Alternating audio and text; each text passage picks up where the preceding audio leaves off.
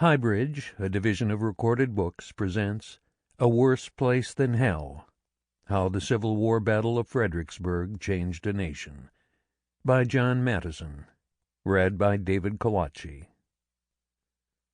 Let me not then die ingloriously and without a struggle, but let me first do some great thing that shall be told among men hereafter. Homer, the Iliad, translated by Samuel Butler.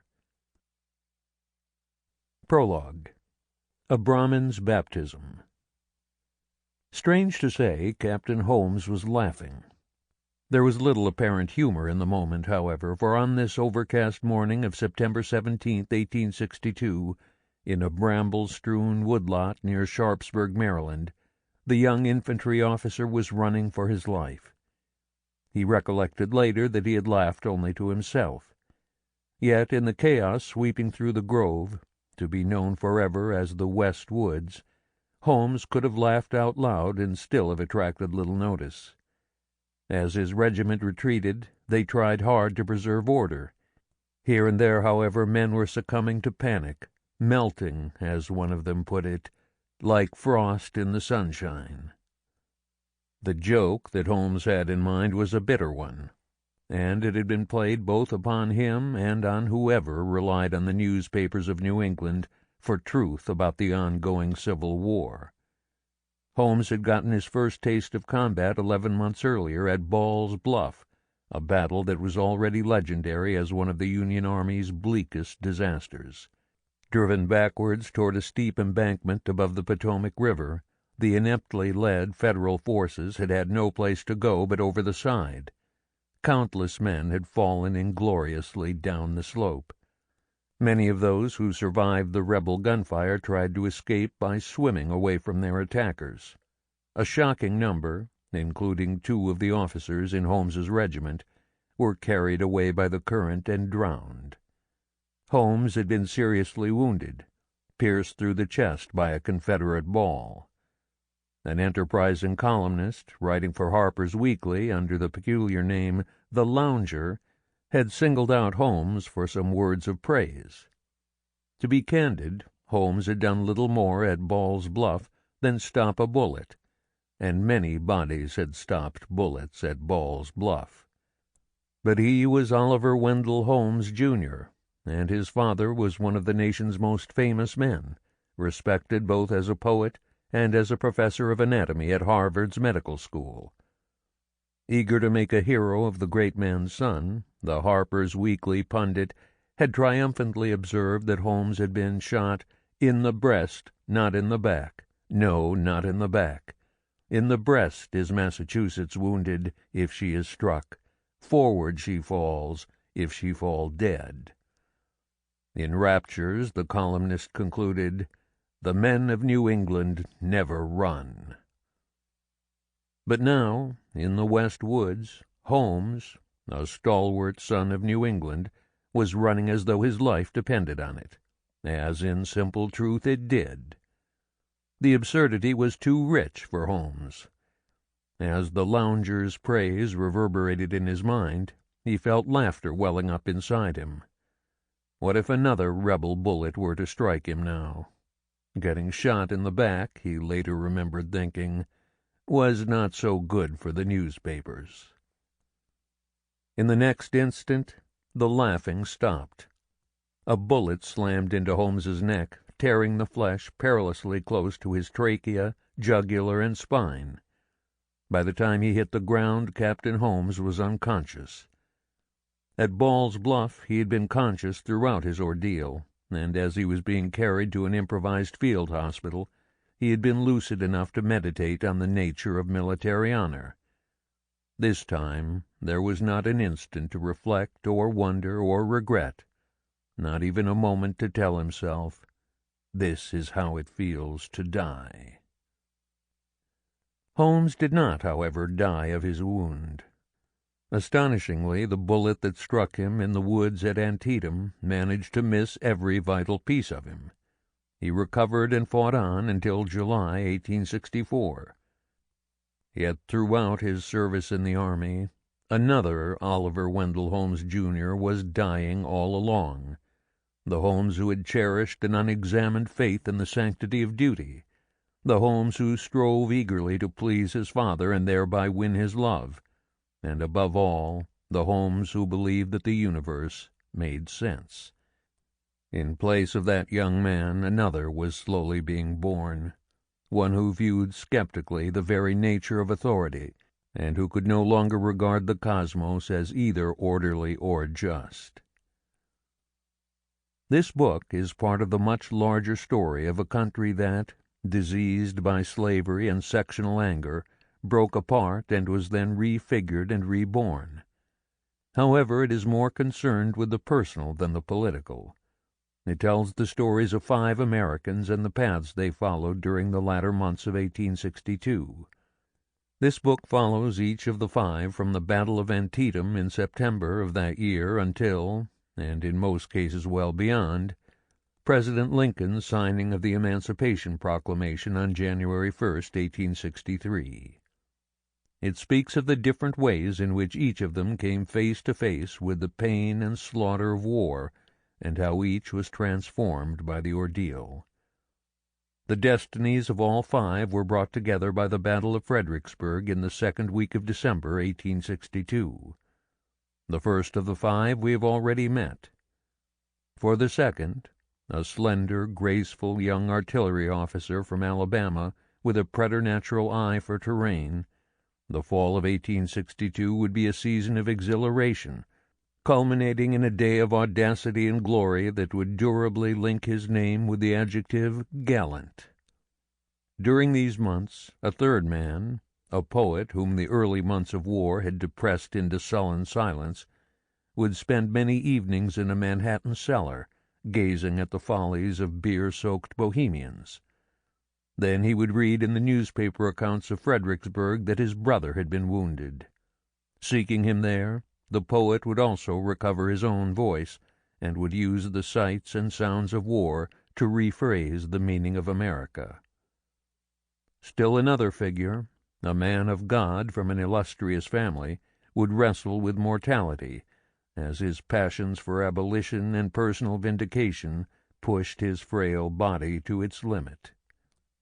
The transformation that Fredericksburg and its aftermath would work upon the final member of the 5, a self-described literary spinster from Concord, Massachusetts, was to be perhaps the most powerful of all. Rejecting the life of passivity to which her sex and social station might normally have consigned her, she would fling herself into the fight to save the Union, and in so doing would nearly die. But in coming close to losing everything, she would find a courage and a creative gift that would change the face of American literature and its perceptions of womanhood. Oliver Wendell Holmes, Jr., John Pelham, Walt Whitman, Arthur B. Fuller, Louisa May Alcott.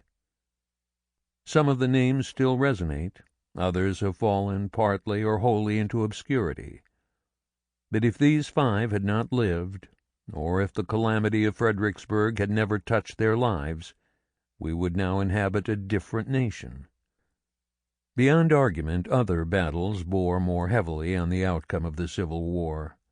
Viewed militarily, Fredericksburg was merely one in a series of Union blunders that tested the will of the Northern states before the tide eventually turned and the nation was preserved.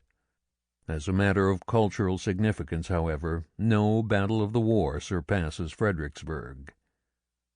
Through its impact on the thinking of Holmes, it modified the theory of American jurisprudence.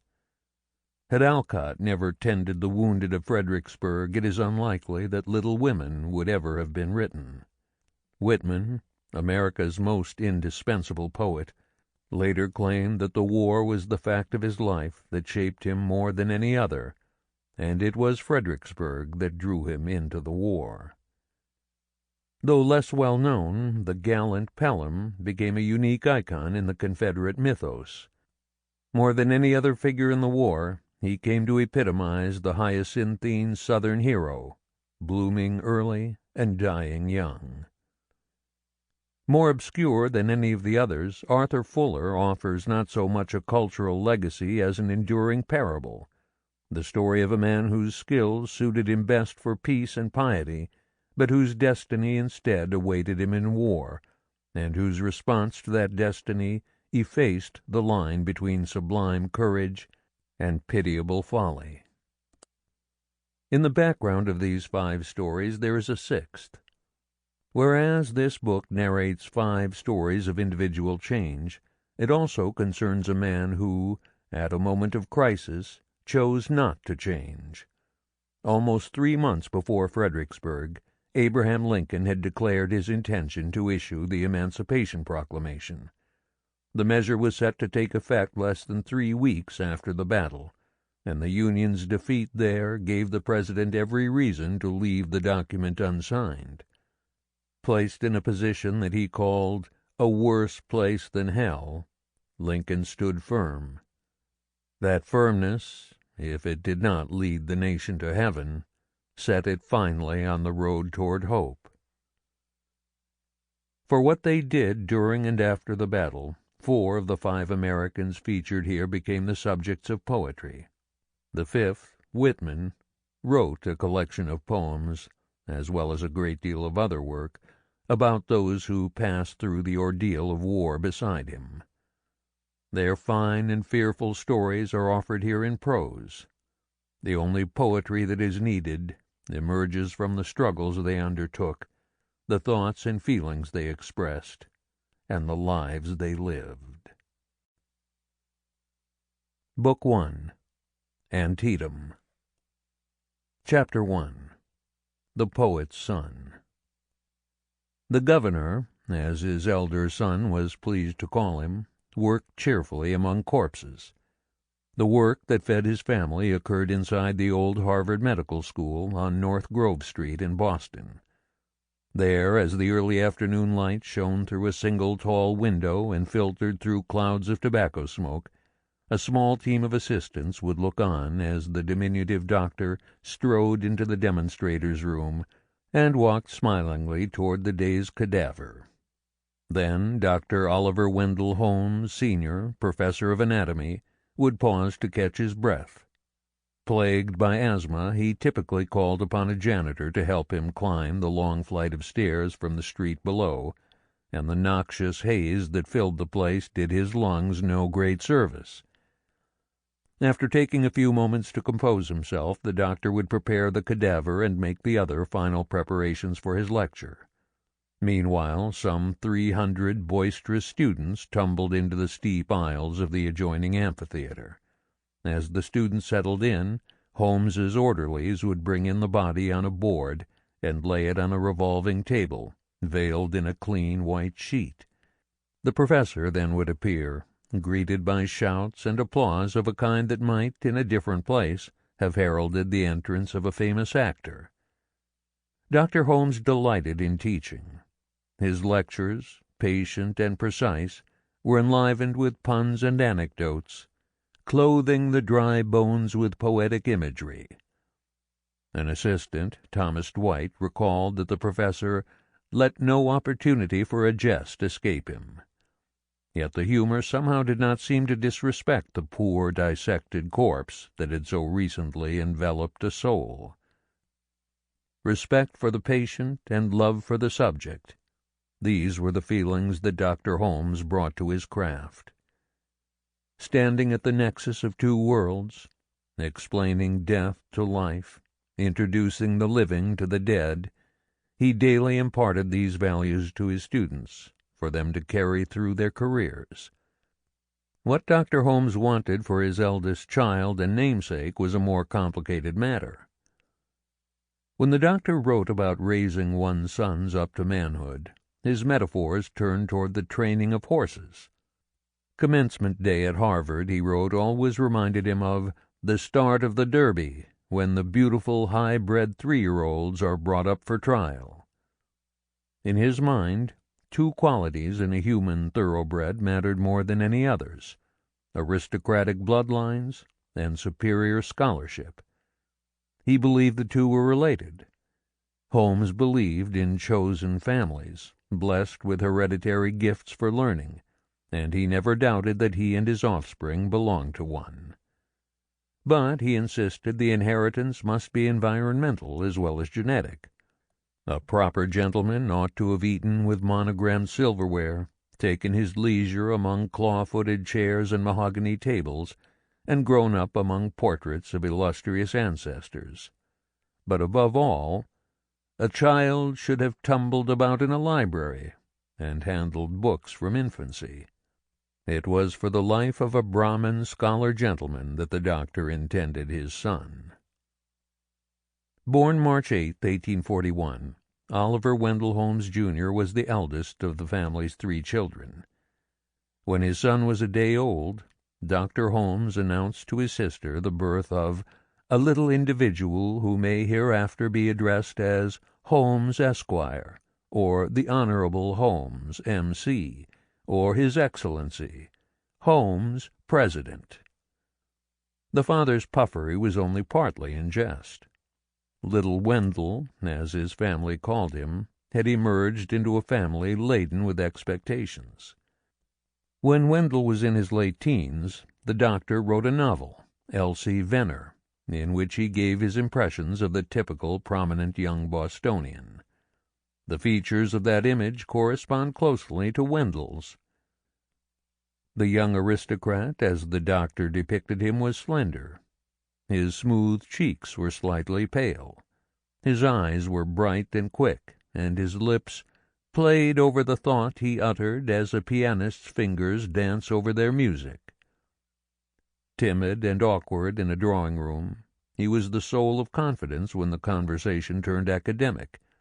He took to his books like a pointer or a setter to his field work. To an extent, the elder Holmes fostered his son's love of verbal jousting. When, as a boy, Wendell made clever ripostes and observations at the family table, the governor would reward him with extra spoonfuls of marmalade. Younger brother Edward noticed Wendell's desire to regale and impress the rest of the family.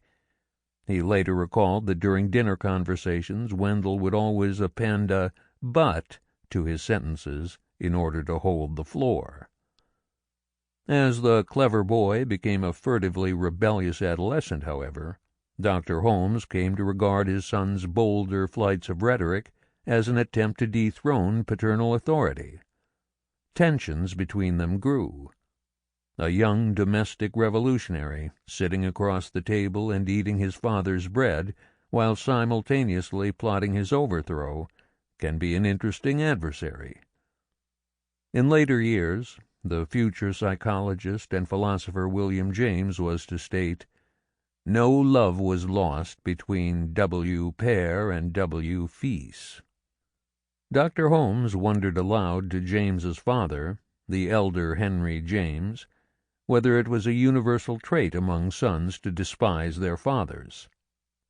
The doctor knew firsthand that the battles between generations could acquire a cannibalistic fierceness that the presence of tablecloths and fine china did little to soften.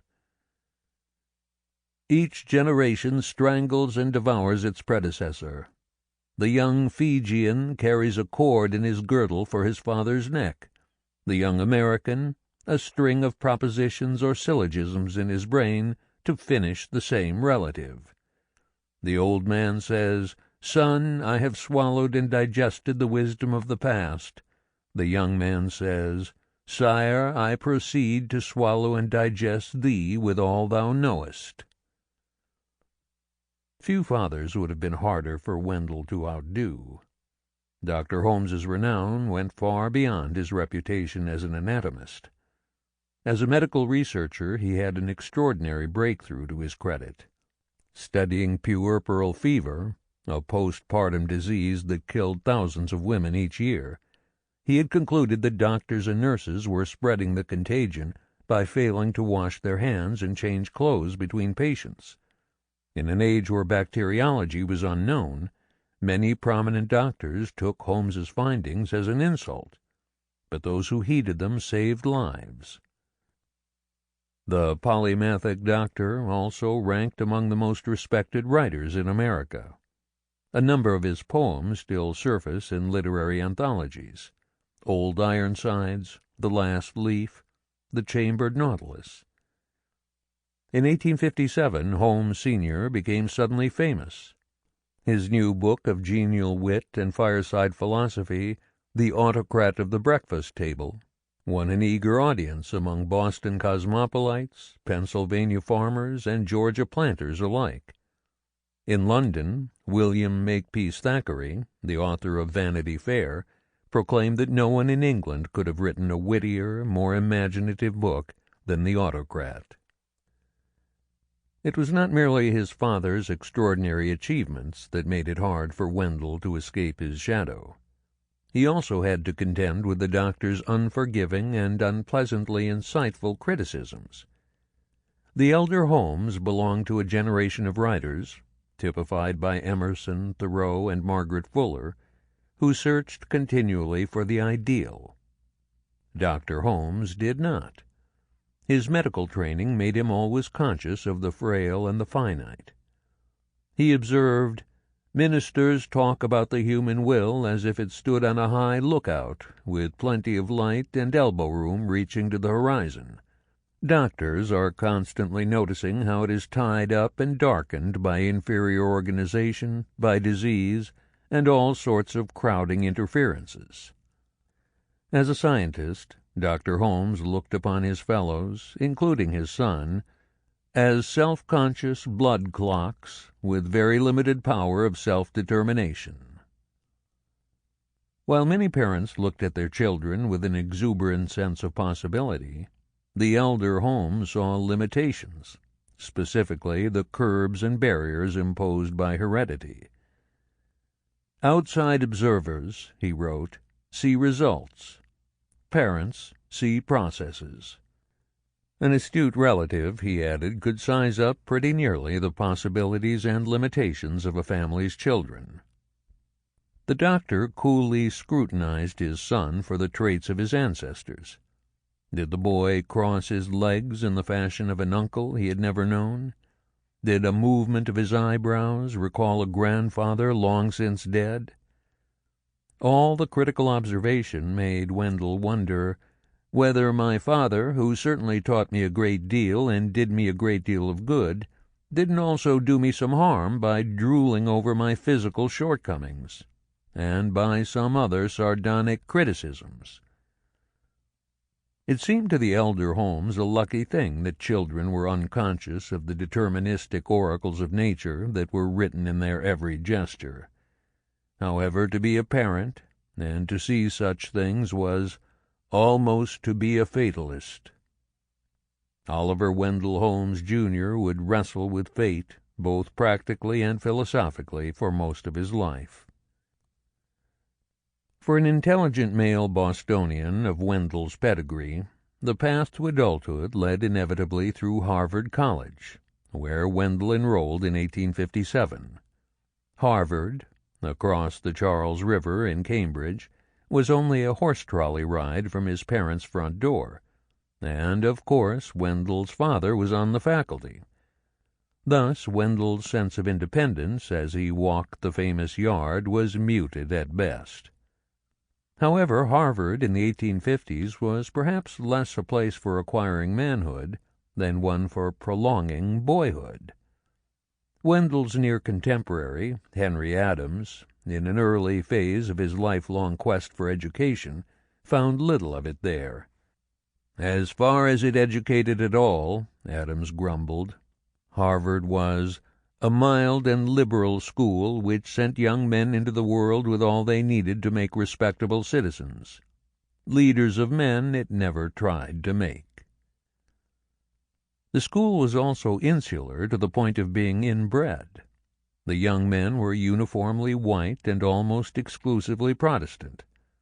Of the 95 who made up Holmes's class, all but 12 hailed from New England, and 60% had grown up in Boston or its environs. Wendell's experience of Harvard was ever more exclusive. Like his father before him, he belonged to the most elect of the college's societies, the Porcellian Club. Socially, at least, Harvard kept Wendell's little world little. As was not unusual at the time, Holmes came to Harvard at 16. and amid their Latin, Greek, and rhetoric he and his classmates behaved like 16-year-olds. The dining commons was the scene of epic food fights.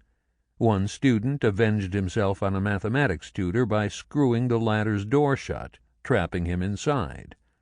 Another did his part in the war against decorum by breaking at least 17 windows. Residing in a boarding house a few blocks off campus, Holmes held himself aloof from the worst of the mischief. Still, he whispered in class and was routinely late for recitations. In his first year, he was fined twice for defacing the rooms of faculty members. More respectably, he hosted regular discussions of religion and philosophy in his rooms on Linden Street. Members of the group read essays and debated questions with adult solemnity. Sooner or later, though, as Holmes remembered, the serious portion of the evening yielded to the business of the bottle. In his senior year, temptation grew harder to resist. He broke a few windows of his own, an offense punishable by expulsion, but got off with a public reprimand. The college's president, Cornelius Felton, discussed the matter with the elder Holmes. Wendell, he said, was an excellent young man, but of late the doctor's son had started yielding to bad influences, acquiring habits that only a precocious boy might mistake for gentlemanly. The college itself was not growing up very quickly either. It was notably slow to acknowledge the new ideas that would both transform and trouble mature minds for the rest of the century. The ideas of Marx and Engels, already convulsing Europe, made no impression on Harvard. During Holmes's junior year, Francis Bowen, the college's endowed professor of natural religion, advised the prestigious North American Review not to bother with reviewing Darwin's On the Origin of Species, predicting that the interest stirred by the naturalist's theories would subside before July. Believing that all restraint upon speculation in science, philosophy, politics, and social economy had been cast aside in France and Germany, Bowen feared for the future of Christianity. On the other hand, he saw Harvard as an embattled refuge of true belief, and he meant to do all he could to protect his citadel against licentious and infidel speculations. Harvard struggled to reconcile fact and faith. Wherever the balancing act proved too difficult, it opted for religion. The college's pious orthodoxies were too much for Wendell to stand. During his final term, as he suffered through Bowen's course on political economy, he was publicly reprimanded for repeated and gross indecorum in the professor's class. Despising the college's emphasis on rote learning, he found his real education far from the dusty classrooms. Off campus, he raided the stately private library known as the Boston Athenaeum, carting home Vasari's Lives of the Painters, Northcote's Life of Titian, and Ruskin's masterpiece, The Stones of Venice. As a sophomore, he joined the college's Christian Union, a non-sectarian society that was devoted to free religious inquiry and liberal principles. Flashing like quicksilver through Wendell's undergraduate life, influencing his mind and sentiments more than anyone other than his father, was the essayist and poet Ralph Waldo Emerson. Wendell never had much use for Emerson's transcendental philosophy, but he was drawn powerfully toward the great man's message of self-reliance, his exhortation to think and act in radically original ways. Published less than a month after Wendell was born, Emerson's Self-Reliance had declared, "To believe your own thought, to believe that what is true for you in your private heart is true for all men, that is genius." At the same time that Emerson praised independent thought, he insisted on eclecticism. He admired Chinese philosophy and Persian theology as much as he cherished the ancient Greeks, and he strove through his reading to give himself the most complete mind imaginable. Both this independence and this breadth of influence sang. Sample complete. Ready to continue?